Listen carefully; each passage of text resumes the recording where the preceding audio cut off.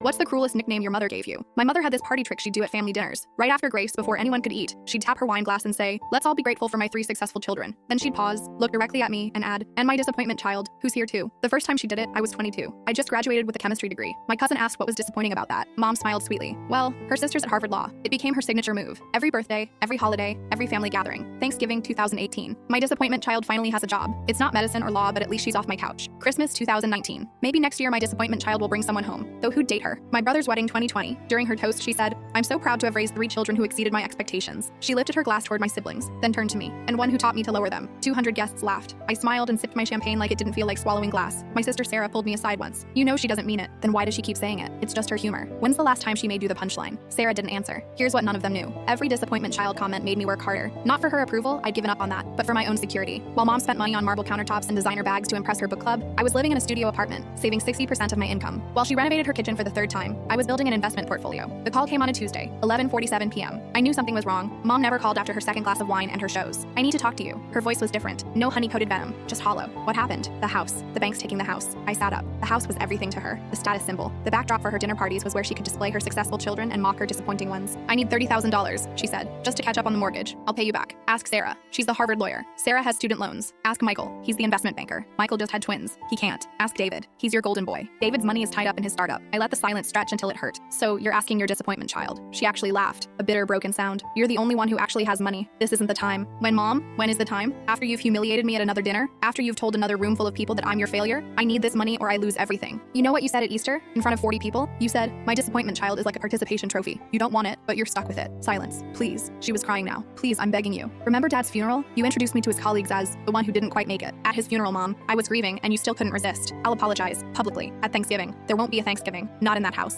You're really going to let me lose my home over some stupid jokes?" She said, "Stupid jokes? You made me the family joke for 15 years. You trained everyone to see me as less than. You did it so consistently that my own nephews call me Aunt Disappointment because they think it's my nickname." I heard her sharp intake of breath. She hadn't known about that. $30,000, I said slowly. "I have it. I could write that check tonight, but I won't. Because you're right, Mom. I am your disappointment. I'm the child who's disappointing you right now by not saving you from yourself. You vindictive little." I hung up. She lost the house 3 months later, moved into a 2-bedroom apartment near the highway. The book club friends stopped calling. The dinner parties ended. At Thanksgiving that year, hosted at Sarah's cramped condo, Mom sat at the foot of the table instead of the head. When Sarah raised her glass for a toast, Mom stayed silent. Halfway through dinner, my 5-year-old nephew tugged my sleeve. "Aunt Disappointment, can you pass the rolls?" The table went silent. Everyone looked at Mom, waiting for her to make her usual joke, to reclaim her routine. Instead, she stared at her plate while her grandson called me by the name she'd made my identity. "My name is Aunt Rachel," I told him gently. "And yes, I can pass the rolls." Later, Sarah cornered me in the kitchen. "You could have helped her." I could have, but why would I? She spent 15 years making sure everyone knew I was worthless. Turns out she was wrong. She's our mother. She's your mother. Mine was the woman who stood in front of crowds and called me a disappointment. That person doesn't exist anymore. She can't afford to.